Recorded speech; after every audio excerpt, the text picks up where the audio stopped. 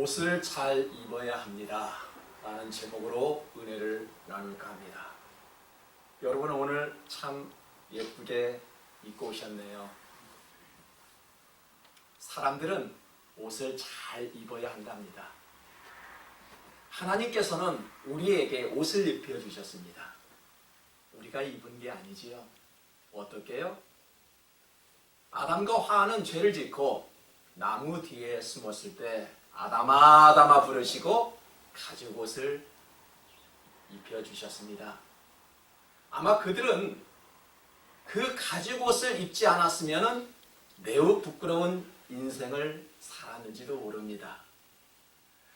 믿는 자들에게 하나님께서는 부활하실 때에 세마포 옷을 입고 영광의 면류관을 쓰며 하늘나라에 간다라고 말씀하였습니다. 우리는 앞으로 세마포 옷을 입는 하나님의 자녀들입니다. 로마서에서는 오직 주 예수 그리스도의 옷을 입으라고 합니다. 우리들은 돈을 주고 새 옷을 입었지만 보이지 않는 예수님의 옷을 입어야 한다라고 말씀을 합니다. 여러분 옷 잘 입는 사람을 뭐라고 합니까? 베스트 드레서라고 합니다. 어떤 사람이 옷을 잘 입는 사람입니까? 명품 옷을 입는 것이 아니라 그 때에 따라 장소에 따라 아름답게 입는 사람을 참 옷 잘 입는 사람이라고 이야기합니다. 우리들의 옷은 그 사람의 가치를 말해주기 때문입니다. 무슨 옷을 입는가, 어떻게 입는가 하는 것은 매우 중요한 우리들의 사회성입니다. 그리스도인의 자세가 무엇일까요? 특히 우리 그리스도인들은 옷을 잘 입을 줄 알아야 합니다. 그 옷이 어떤 옷일까요? 예수님이 만들어주신 그 옷을 말합니다. 우리 주님의 옷을 입어야 합니다. 다윗은 웃는 일이 별로 없었습니다. 장인에게 쫓김을 받았습니다. 늘 사울은 다윗을 쫓아가기 위해 애를 썼습니다. 아들 압살롬에게 피신을 가야만 했습니다. 얼마나 파란만장한 인생을 살았습니까? 그러나 하나님의 전적인 은혜로 그가 웃을 수 있었대요. 그 말씀을 우리가 오늘 보았습니다. 전적인 하나님의 은혜로 다윗은 웃을 수 있었다는 것입니다. 본문에서 그의 삶을 그대로 보여주고 있죠. 다윗의 삶을 한번 볼까요? 주님께서 나를 수렁에서 건져주시고 내 원수가 나를 비웃지 못하도록 베푸셨대요. 생각해 보세요. 다윗을 보니까 많은 사람들이 다윗의 생명을 빼앗으려고 했지요.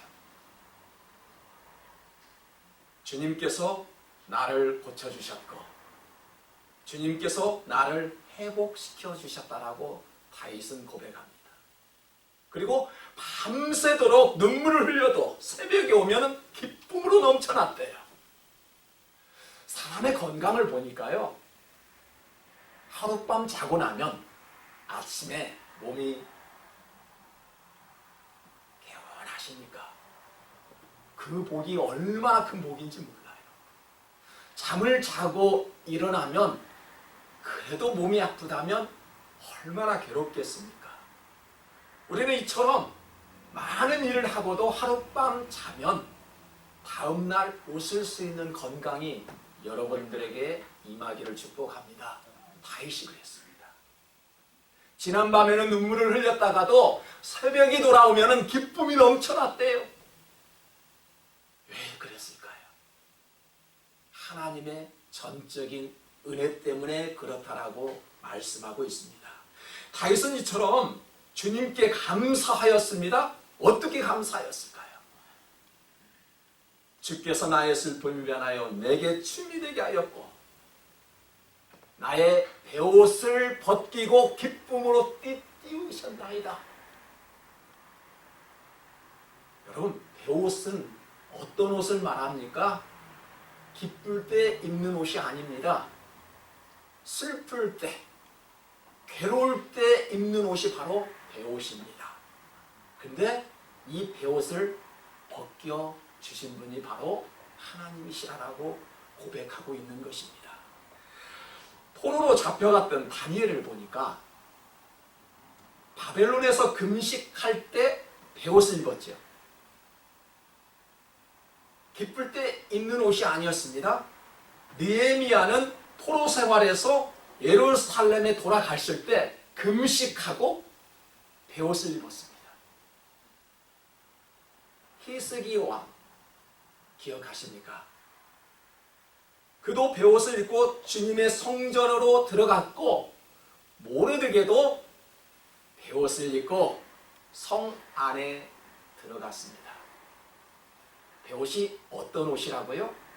괴롭고 슬플 때 입는 옷이 바로 베옷입니다. 다윗도 굵은 베옷을 입고 주님께 부르짖었습니다.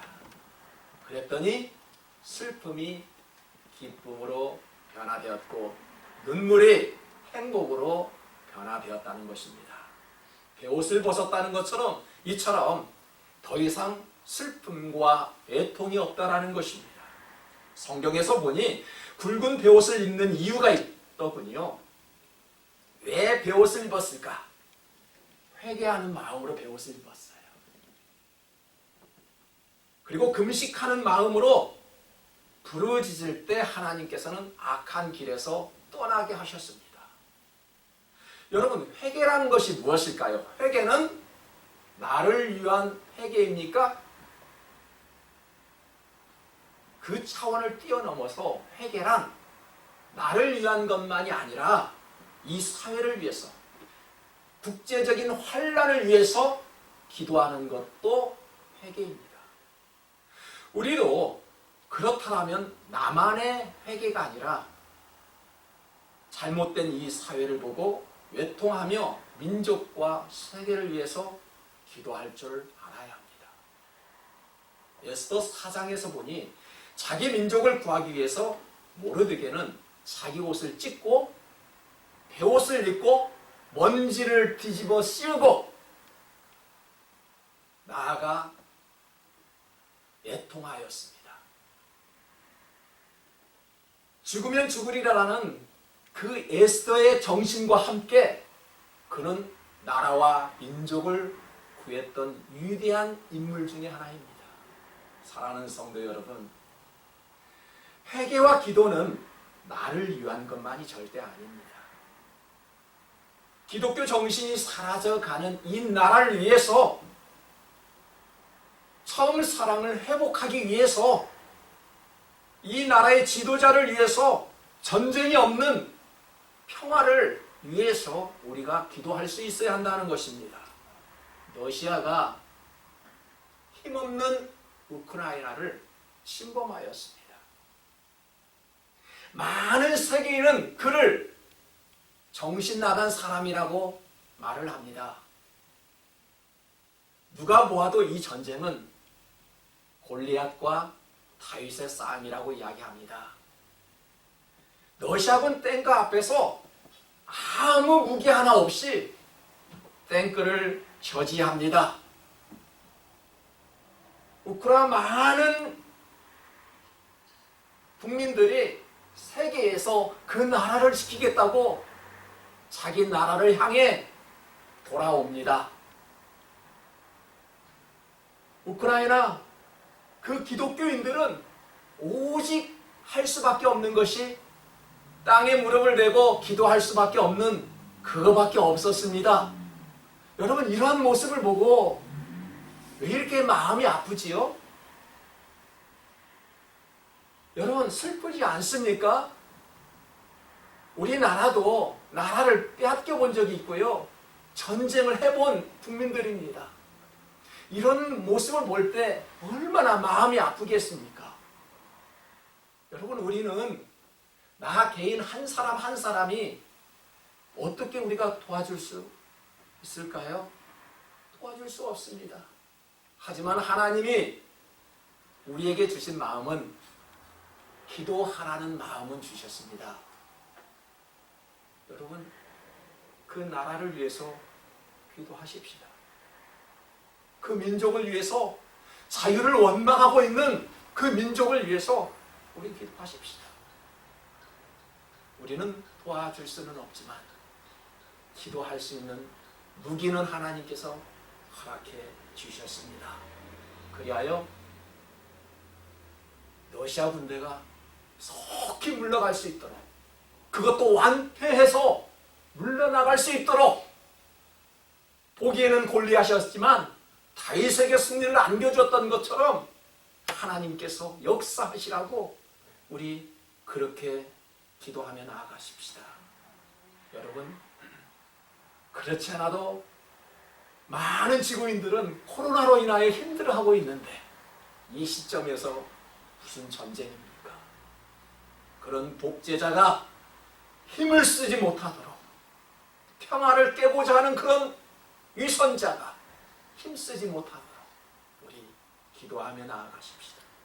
지금 우리는 회개하는 마음으로 베옷을 입어야 합니다.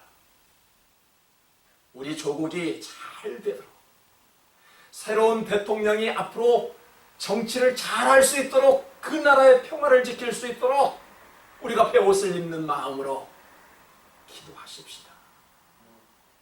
미국이 최강대국이 되어 세계의 질서를 깨고자 하는 그런 사람들을, 그런 나라를 무찌를 수 있도록 우리 이 나라와 민족을 위해서 기도하십시다. 베옷을 입는 마음으로 회개하고 기도하면 하나님께서 기뻐하시고요, 복을 주신다라고 성경은 말씀합니다. 오늘날 신앙인들이 그리스도의 옷을 벗어던지고 사상의 소리에 얼마나 민감한지 모릅니다. 참으로 안타까운 마음으로 이러한 하나님의 백성들을 보고 하나님은 울고 계실 것입니다. 이 사회가 잘 되고 나라와 민족이 잘 되기보다는 나만 잘 되기를 바라고 있지는 않습니까? 그러나 하나님 말씀은 그런즉 너희는 먼저 그의 나라와 그의 의를 구하라고 하였습니다. 그리할 때 모든 것을 우리에게 더하여 주신다라고 말씀하셨습니다. 그리스도인은 먼저 하나님 나라를 위해서 구할 줄 알아야 합니다. 그리스도인은 이 나라를 위해서 먼저 기도할 수 있어야 합니다. 그리스도인은 내가 무엇을 먼저 해야 할지 분별할 수 있어야 합니다. 사람들은 이 정도면 되겠지 하고 안심합니다. 신앙생활도 잘하는데, 내가 봉사도 잘하는데 이 정도면 되겠지 하고 안심합니다. 누구나 그렇게 생각할 수 있습니다. 그러나 성경에서는 분명히 말씀합니다. 그러나 선줄로 생각하는 자는 넘어질까 조심하라고 하였습니다. 나에게 돈도 있는데, 건강도 있는데 이 정도면 되겠지. 여러분, 넘어질까 조심해야 합니다. 다윗도 그런 생각을 가졌습니다. 다윗도 이 정도면 되겠지 하고 안심하였지요. 그런데 다윗이 어떻게 고백합니까? 내가 형통할 때에 말하기를 영원히 흔들리지 아니하리라 하였도다. 다윗도요, 이 정도면 괜찮겠지 하고 안심할 때가 있었습니다. 심판할 때 우리는 조심해야 합니다. 사람들은 곤경에 빠질 때 기도하지요. 문제가 해결되면 어떻게 합니까? 하나님을 위해서 뭐든지 할 수 있겠다라고 다짐했지만 그 문제가 해결된 동시에 기도를 놓아버리지요. 이스라엘 백성들을 보니까 위험에 처할 때 하나님께 기도했지요. 하지만 배가 부를 때 어떻게 하였습니까? 하나님을 원망하였고요, 하나님을 바라보지 않았습니다. 사람들의 모습도 그런 것 같아요. 내가 무언가 어려움에 처했을 때는 하나님을 부르짖지만 그 문제가 해결된 후로는 하나님을 찾지 않은 것이 인간입니다. 사랑하는 성도 여러분, 이처럼 우리는 끝까지 주님만 바라보기가 참으로 어려운가 봅니다. 기분에 따라 또한 상황에 따라 우리들의 마음이 요동치지는 않습니까? 우리들은 그 하나님께서 주신 그 옷을 입었다고 하지만 우리의 옷 입는 습관이 바로 이와 같습니다. 겉사람은 하나님께서 입혀주신 가죽옷을 입었지만 속사람은 예수님의 옷을 입었다고 하지만 우리는 자기가 원하고 유행 따라 옷을 바꿔 입지는 않았습니까? 지금 여러분은 어떤 옷을 지금 입고 계십니까? 누가 보아도 크리스찬은 갑옷과 같은 가죽옷을 입었다라고 우리는 생각합니다. 맞습니다. 내면의 세계는 내 안에 계시는 그 예수님 때문에 우리는 예수님이 입혀주신 그 옷을 입었다라고 생각을 합니다. 맞습니다. 그러한 마음과 바로 그 정신이 믿음입니다. 그런데 말입니다. 누가 진정 하나님의 자녀라고 말할 수 있을까요? 누가 정말 하나님의 자녀랍니까? 성경은 그렇게 말합니다. 주여 주여 하는 자마다 다 천국에 들어갈 수 없다. 누가 천국에 들어가느냐? 하나님의 뜻대로 하는 자만이 천국에 갈 수 있다라고 분명히 말씀하셨습니다. 여러분, 하나님의 자녀가 되기 위해서는 어떻게 한다고요? 누구든지 주님과 합하기 위하여 세례를 받고요, 그리스도의 옷을 입는 자만이 하나님의 자녀가 될 수 있다라고 분명히 말씀합니다.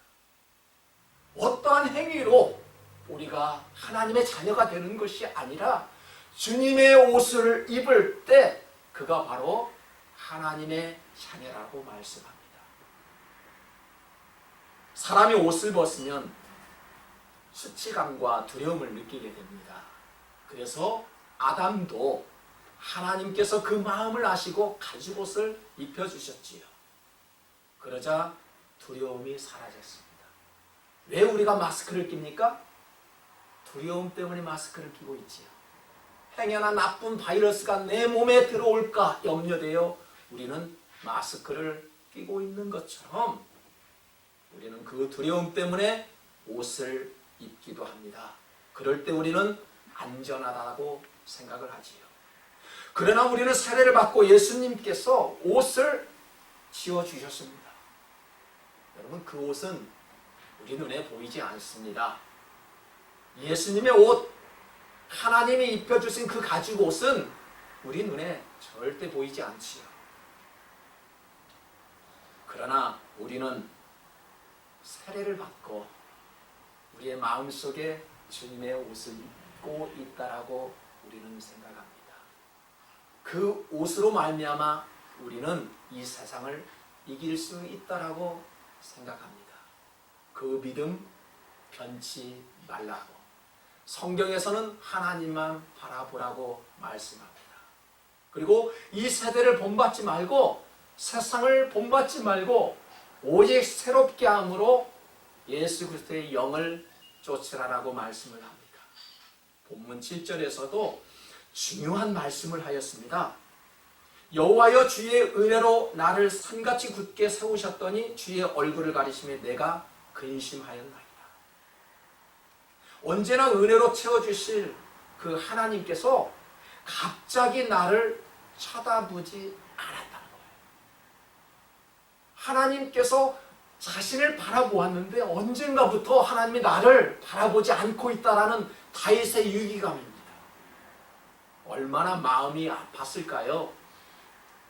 죽고 싶은 심정으로 다윗은 이렇게 절규하였습니다. 여호와여, 내가 주께 부르짖고 여호와께서 간구하기를 내가 무덤에 내려갈 때에 나의 피가 무슨 유익이 있으리요? 여호와여 들으시고 내게 은혜를 베푸소서. 여호와여 나를 돕는 자가 되소서. 얼마나 죽고 싶은 심정 가운데 지금 하나님 앞에 절규하는 그런 기도의 목소리를 우리는 들을 수 있습니다. 여러분, 다윗은요 이처럼 마음이 아팠습니다. 이처럼 절망스러운 현실 속에서 해결책은 하나님께 있었다는 것을 알았죠. 우리 인간의 매뉴얼은 어디에 있다고요? 하나님께 있는 것이죠. 왜 그럴까요? 하나님이 우리를 지으셨기 때문에 우리를 고쳐주시는 분은 다른 이가 아니라 오직 하나님밖에 없다라는 것입니다. 그래서 오로지 다윗은 하나님께 간구하고 매달렸습니다. 그러자 어떻게 되었습니까? 우리 다 같이 한번 읽어볼까요? 주께서 나의 슬픔이 변하여 내게 춤이 되게 하시며 나의 베옷을 벗기고 기쁨으로 삐삐우셨나이다. 그러한 절규 가운데 하나님께서 이러한 회복을 다윗에게 주셨습니다. 완전히 역전되었습니다. 눈물이 기쁨이 되고요, 슬픔이 춤이 되고 베옷이 기쁨의 띠가 되었습니다. 사랑하는 성도 여러분, 정말 베옷을 입으셨나요? 베옷을 입고 애통해 보셨나요? 절규해 보셨습니까? 다윗은 베옷을 입고 하나님 앞에 절규하였습니다. 아주 애통하였습니다. 그러자 슬픔이 기쁨으로 변화되었습니다. 지난밤의 아픔이 새벽이 돌아오니 눈물이, 슬픔이 기쁨과 행복으로 변화되었다는 것입니다. 그러기에 다윗은 이렇게 고백하였습니다. 여러분, 어떤 고백을 하며 살아가고 계신가요? 여호와여 나의 하나님이여, 내가 주께 영원히 감사하리라. 다윗은 어떠한 상황이 올지라도 주님 앞에 감사하며 살겠다라는 고백입니다. 지금 내가 불안하고 두렵지만 하나님이 내 모든 삶을 이끌어 가실 것을, 자의 모든 삶을 주님 앞에 맡기며 살아가야겠다는 다윗의 고백입니다. 여러분, 최후의 승리자는 어떠한 상황이 내게 올지라도 베옷을 벗지 않는 것입니다. 주님의 옷을 입는 것이지, 베옷을 벗지 않고 하나님 앞에 애통하며 나아가는 자에게 그 옷을 벗기시고 예수 그리스도의 옷을 입어 우리에게도 슬픔과 근심이 기쁨과 행복으로 변화될 줄 믿습니다. 우리가 예수님의 옷을 입고 하나님의 전신 갑주를 입고 우리가 임할 때 우리의 슬픔과 기쁨도 하나님 앞에 맡길 수 있지 않겠습니까? 사랑하는 성도 여러분, 어떠한 근심이 있나요? 슬픔이 있습니까? 우리 다 하나님 앞에 맡기며 나아갈 줄 아는 복된 하나님의 자녀들 되시기를 축복합니다. 우리 말씀을 생각하며 죄짐 맡은 우리 구주 함께 찬송하기를 원합니다.